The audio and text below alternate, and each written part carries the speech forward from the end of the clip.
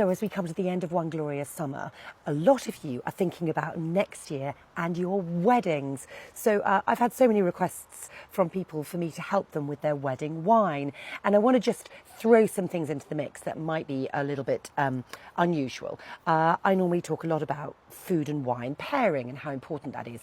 But for weddings, you know what?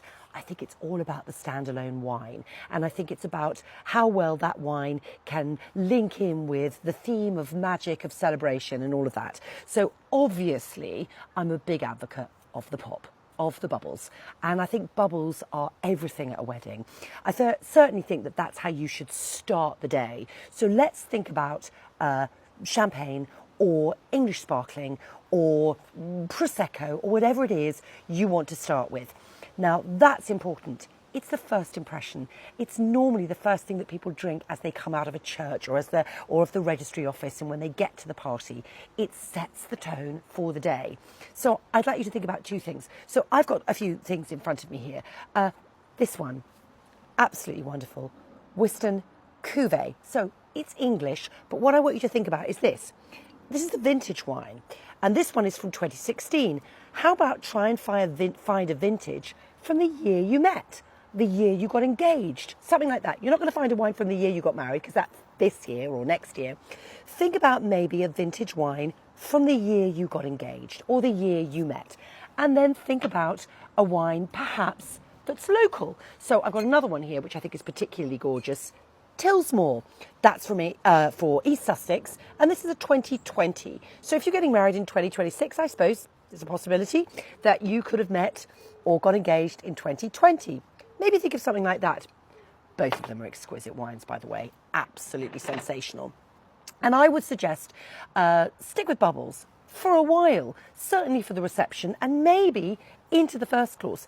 I went to a wedding recently where the wonderful family had arranged the sparkles to start with, then a white and then a red. When the white came round, everybody wanted more sparkles and they were gone because actually that's what people really want to drink pretty much all day, if you're me. Anyway, so I want you to think about those two things. And then I want you to think about wines you love. Wines that have a special memory for you. So use the wine to tell a bit of your story. So the wine you had when you first met. And that doesn't have to be a fantastic one. It could just be something that's memorable to you.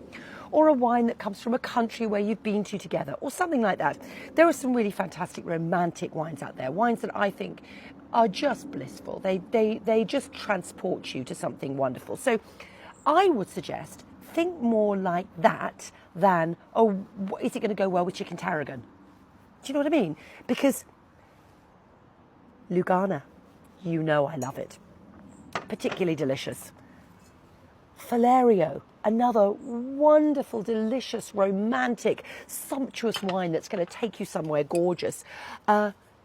Godello, fabulous wines, delicious. Not terribly expensive. You can get much cheaper expressions of them, but wines that are going to be memorable to you. And then, of course, there's the potential that there's a local winery down the road. This is Ham Street, and I love this label so much. It's so pretty. It's so English.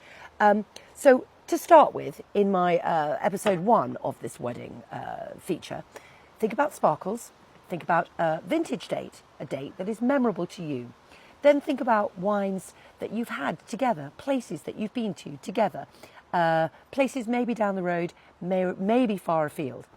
Think about these wines as being memorable to you, memorable to your guests who will go away with the memory of them.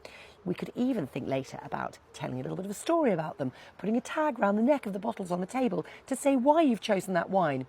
Think more about that than about matching it to your food.